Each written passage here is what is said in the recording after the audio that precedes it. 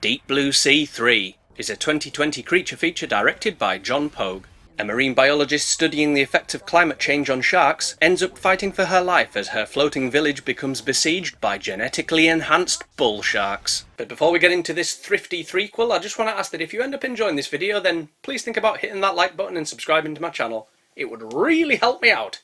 So thanks. Also, there will be full spoilers ahead, but if that doesn't bother you, then grab your stonefish flavoured popcorn and whip out a cup of deep blue tea as we dive into Deep Blue Sea 3. So the movie begins with these three sharks swimming about being up to no good, and they've got their eyes set on this floating village off the coast of Mozambique, which looks about as structurally sound as a skyscraper made of Jenga blocks. Then we get the title card and oh, that's not a good sign. Awful title card aside, we're introduced to our protagonist Emma. And hang on, is that Malcolm's friend from Malcolm in the Middle? Bloody hell, she grew up, didn't she? Said that's a rare thing to happen, but anyway, I'm obviously going to call her Cynthia. And she lives on this nearly abandoned floating village where she's studying how climate change is affecting ocean life. The residents were some of the first victims of rising sea levels. Wow, it's almost as if building a village on the water was a bad idea. Who'd have thought? Then she shows us the amazing sea life in the area. We have yellowfish, stingrays with blue spots, and even the odd turtle for good measure. But what she's here to study is the sharks, specifically great whites,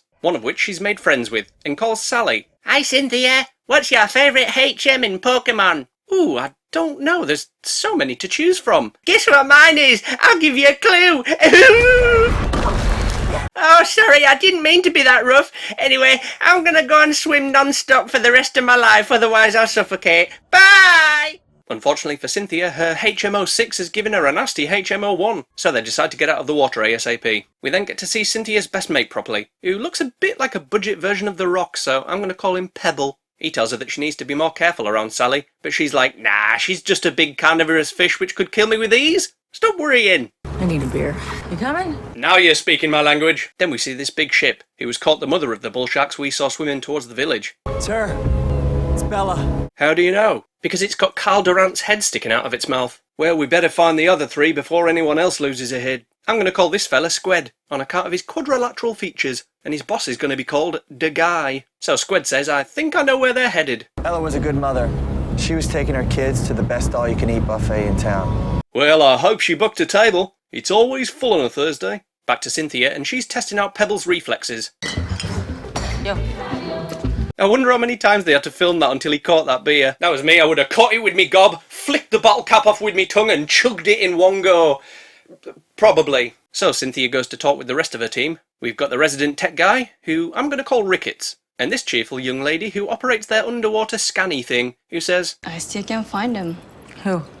Nemo. You son of a bitch! Yeah, she's totally going to be called Nemo. Anyway, Cynthia says to Ricketts, have you managed to solve climate change yet? Eh? But that's not good enough, Spin. I want you to personally sort it out by the end of the day. But no buts, asses or bums. Just do it. We're also introduced to the last two native residents of the village, one of which is having a jolly old sing while chopping some peppers, because it makes them taste better apparently. Oh, hey dear, what's for dinner tonight? Well, I know you're sick of fish, so I've got something special today.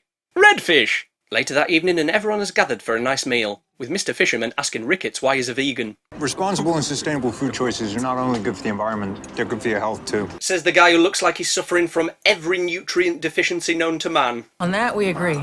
Shots? Nah, lass, I'm on the shippy. So Nemo lines up some shot glasses, but Ricketts blurts out, You are so sexy.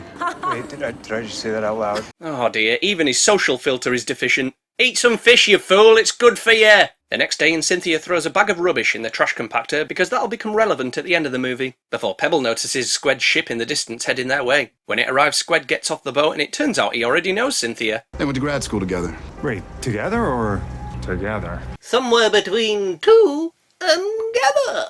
Together. So Cynthia gives him a hug and says, What are you doing here? talking to you? But that's beside the point. I'm looking for some genetically altered sharks that escaped from a mad scientist's lab who was terrified that artificial intelligence was going to destroy humanity, so he created a superhuman serum from shark brain juice, but then the sharks ate him because he was a dickhead. Oh, Squid, you and your vivid imagination. No, I'm being completely serious. Shut up and come inside for a drink, you mad bastard. So she takes Squid and Guy inside and introduces them to the gang. This is Pebble. He looks a bit like The Rock, but not as big. This is Ricketts. He has everything wrong with him. And last but by no means the least annoying, we have Nemo. She doesn't stop smiling. Ever. What are you looking to find? 3 bulls. Well, you won't find 'em at sea, will you? 'Cause they'll be on land in a field with some cows and grass and that. Sorry about him, he's very unwell. So these bull sharks you're looking for, how dangerous are they? On a scale from Goomba to Licker, they're a basilisk. Jesus, hosepipe malfunction, Christ! What are we gonna do? Nemo suggests checking their shark radar. So they do, but no bull sharks show up on it, so Pebble says, There you have it. I guess that's goodbye and good luck. why does your goodbye sound suspiciously like do one? So Squid invites Cynthia onto their boat so he can show her his shark brain collection, and he offers her a drink. I'm afraid we only have water, but it comes in 2 delicious flavours, hot and cold. I'll have a cold water, please, because I'm not insane. He then shows her a shark brain and says, Just trying to figure out if I can learn anything from a brain. have you tried asking it? I have, but it never gives me a straight answer. Damn thing keeps outsmarting me. He then asks Cynthia not to go into the water while the bull sharks are on the loose. But she says no because Squid works for a big company and big company bad. Oh, and we get a drive-by shark eavesdrop for good measure. Spying on you. So the shark hunters get ready to dive, but Cynthia's already down there. Careful. There are sharks around you. Thanks for that, Nemo. I do have eyes. Once the hunters are in the water, the guy says, right, if you spot one of those bull sharks, let me know and I'll shoot it with my underwater Nerf gun. Hey, boss, this fish is looking at me funny and I don't like it. Oi, fish bastard, stop looking at Ben like that or I'll nerf you. Thanks, boss. You're welcome, Ben. But oh no, it looks like one of the bull sharks is sneaking up on Cynthia. But oh no, it's only Squid, who says, and she says, then Nemo lets them know that she's picked up one of the bull sharks on the scanner. Look alive, you soggy soldiers. Hang on, where's Jeff? Ah, there he is. Oh no, it's only half a Jeff. Half a Jeff, PPV and half a Jeff. Can he stand on his legs? Can he fuck these half a Jeff? Look out, here comes half a Jeff. So everyone gets out of the water and reconvenes in the meeting room to discuss what to do next, with the guy saying, right folks, I've come up with a new plan, and this one is foolproof. Okay, what is it? It's exactly the same as the old plan. How is that foolproof? Well, the sharks aren't going to expect us to do the exact same thing twice now, are they? Then Pebble notices the ammunition they're packing. What you got there, fellas? Well, these make shark go to sleep, these make shark go boom. Simple. I want to know when your shark problem became our shark problem. When the sharks showed up here, you dumbass. So everyone gets back in the water and the guy says, I don't want anyone to get bitten in half, okay? I want an arm or a leg off at the most. You got that? Yes, boss. And it ain't long before one of the beasties shows up on the scanner, so Squid lures it into the cove. He loads up his sleep dart but misses the damn thing because he's crap. Lucky for him, this shark is narcoleptic, and it falls asleep halfway through biting him. Cynthia and the guy manage to get him out of the water, and he whinges like a right baby over his tiny little puncture wounds. I've had worse shark bites than that, I've never even been bit by one. Elsewhere we see Mr. Fisherman doing what he does best, wearing a hat incorrectly. But then his rod gets snagged, which isn't something any man wants to happen. So he dives in to cut the line free, only to find a hungry bull shark heading right towards him, leaving him thinking, oh man, if I manage to kill this shark, then we can finally have something different for dinner.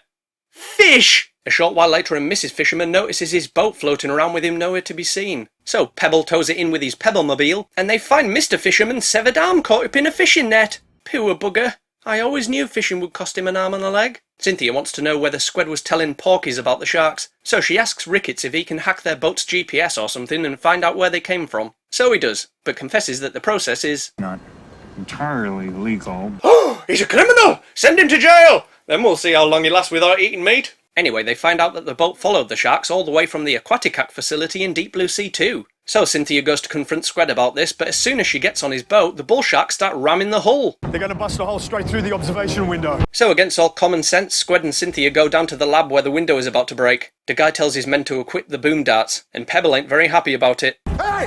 If one of those shots hits over here, you're gonna take this entire village down! Which would be an unimaginable tragedy! A whole 5 people would have to be relocated to somewhere safer to live!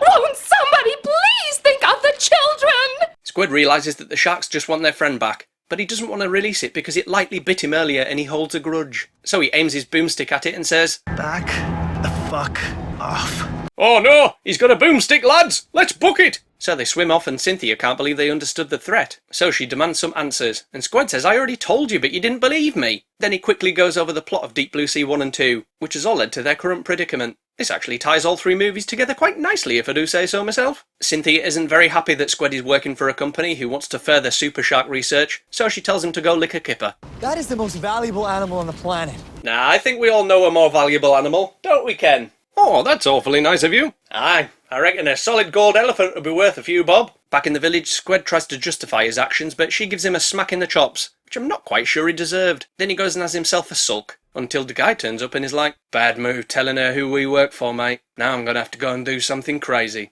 That's right, I'm gonna go and shout at some astroturf. "Up yours, you artificial green bastard!" The shark hunters prepare for yet another dive, but this time Pebble notices they've got a suspicious-looking metal case with them. What's in the box? Rickett says it's probably just a packed lunchbox, but they ignore him because he's an idiot. Pebble wants to know what's in it though, so they send their underwater drone to spy on them, which they pilot directly behind them. Nemo gets the drone feed on the monitor and sees that the case contained a big old bomb. Good lord, if that thing goes off it won't just kill all the fishes, but it'll prematurely sink our already sinking village. And to make matters worse, Cynthia finds out that Degai's men have cut their internet cable too, so they can't even watch funny cat videos before bed. So she says we've got to get rid of that bomb, and to find a way to stop the bull sharks, or it'll be... Seamageddon. Nobody wants Seamageddon, or a spunktastrophe, or even worse, a jizpocalypse. Cynthia goes again to confront Squid about this, and to her surprise, he doesn't know about the bomb either. But then Degai steps out from the shed he was stood waiting in for some reason. I guess it's time to reveal my true identity. My first and middle names are Barry and Edison. B.A. Degai. Bad guy! That's right, Father Muckers. Now it's time to explode some shit. Well, that was an underwhelming explosion. That's what she said. Yeah, very good, Ken. Very good. There we go, that's better. That's what she said. Oh, that's enough now. That's what she said. I said that's enough now! Cynthia and Squid have a wee scuffle with Bad Guy and his cronies, before he sends her flying with a well-aimed shot. So the village is on its last legs now, and Ricketts and Nemo find themselves trapped in this flooding hut. But there's clearly a window there they can escape through, so they're not even trying, are they? Cynthia is doing surprisingly well after being blown up, and says to Pebble that she'll go and defuse the bomb because she has no experience in doing so, while the ex-military man is relegated to standing around scowling while holding a blue pole. Bad Guy sees her about to dive and says to his henchman, You know what to do. "Oh my god, I don't actually know what he wants me to do, but I better do something or he'll be really mad at me." Squid knows what he meant though, and begs him not to hurt Cynthia, but he's like, You have a choice to make, boss. Stay on the ship and collect your check. or you could dive off the ship into the jaws of one of the bull sharks. I know which one I'd choose. Wow, I did not expect him to choose that option. Cynthia is shocked and saddened by the death of the guy she spent the last hour confronting, berating and assaulting, but there ain't time to grieve, so she dives down to get the bomb. Bad Guy then challenges Pebble to a tough guy fight, while Ricketts and Nemo flee from one of the sharks by climbing up to higher ground, which they should have bloody done from the get-go. And we get this really embarrassing scene where Ricketts awkwardly tells her how much he likes her, while looking like a cross-eyed madman, and she just looks disgusted. When we get out of this, I'd really like to hang out with you some more. Jesus, dude, that was some pathetic friend-zone level shit right there. Then a shark bursts through the floor and kills him. Good. Back to the fight, and Bad Guy gives Pebble a Jean-Claude Van Damme good spin kick, and he responds with a shot to the nuts. Alright, now mummy daddy button. What are you doing, man? The buddy laid down his gun so you could have an honourable fight and you punch him in the balls. You deserve to lose for that, Pebble. And lose he does. That is until Bad Guy leaves his weakest of henchmen to finish him off because he's a muppet. Pebble obviously kicks this guy's ass and finishes him off by holding him up so a shark can bite his head off. It's very stupid, but it looks cool, so I'll let it off. Meanwhile, Cynthia's found the bomb, but she gets attacked by a baddie who is about to pull off her mask and drown her, before Sally shows up and eats him. Yay! My friendly great white shark now has a taste for human flesh. I'm gonna get out the water now. But before she can, the bull sharks turn up, so she holds the bomb up to keep them at bay. Because apparently the sharks are smart enough to know what a bomb is, but not smart enough to just leave the area. Anyway, Cynthia asks Pebble to create a distraction so she can get away from the sharks. So he and Mrs. Fisherman toss the headless henchman into the water. A short time later, Cynthia emerges from the water minus the bomb, and Bad Guy's boat starts leaving. Then they watch as he steps out with his detonator in his hand and says, "Goodbye, you shits. I pushed this switch with no regrets whatsoever." Nope, no regrets. None whatsoever. So that's the baddies taken care of. Now all we need to do is stop the sharks. So how will we find these monsters? They're not monsters, we did this to them. What do you mean we did this to them? You didn't! Cal Durant in Deep Blue Sea 2 did! Or are you just speaking on behalf of the whole human race now? Anyway, Cynthia wants to use the GPS beacon from the shark's dead mother, Bella, so they can lure them into the cove with it attached to the drone and blow them up with their last 2 explosive darts. This plan almost immediately goes to shit though, because Cynthia drives the bloody thing into a fishing net. So Pebble has to go and fetch it, but the sharks turn up and he's left with no other choice than to go out with a bang. Literally. Cynthia's well sad that he's dead, but oh shit, bad guy's back, and he's extra mad and extra crispy. He gives her a good slice and a kick before trying to drown her, but Mrs. Fisherman distracts him long enough for Cynthia to grab his knife and stab him in the chest. Ha! You think a knife to the heart's enough to stop me? Well, you'd be right. But it ain't over yet, as there's still one shark left. So Cynthia decides to jump into the water and lure it into the trash compactor. See, I told you it was important, didn't I? The shark follows her in, but once she gets to the back, she finds the door is stuck so she can't get out. And the trash compactor is sinking! Thankfully, she manages to get the door open just enough to wiggle an arm out, and before she gets submerged, presses the button and says, You're a terminated fucker. Then boom! The shark goes big squash kablamo! So the day is saved and the 2 surviving ladies leave the sinking village to the mercy of the ocean, until they find a cupboard floating in the water which has a Nemo in it! Yay! I guess. Well, at least she can now find herself a fella who she can take to a steakhouse without him having a hissy fit. End of movie. And there we have it, folks. While I do think Deep Blue Sea 3 is a decent step up in quality from the second movie, it's still far from the pure popcorn entertainment of the first. On the plus side, it's got a unique setting, some decent action and shark kills, and I like how it tied all 3 movies together too. What lets the film down though is its characters, most of which just aren't particularly likeable. In fact, I ended up liking the villain more than the protagonist, which I don't think was what they intended. It doesn't ruin the movie or anything, but the writing is noticeably poor, and I do wish it wasn't so preachy with its environmental messaging, but oh well, whatever happened to subtlety, eh? So, Deep Blue Sea 3, what did you think of it? Did you like it? Did you loathe it? Let me know in the comments below while I try and juggle these DVDs.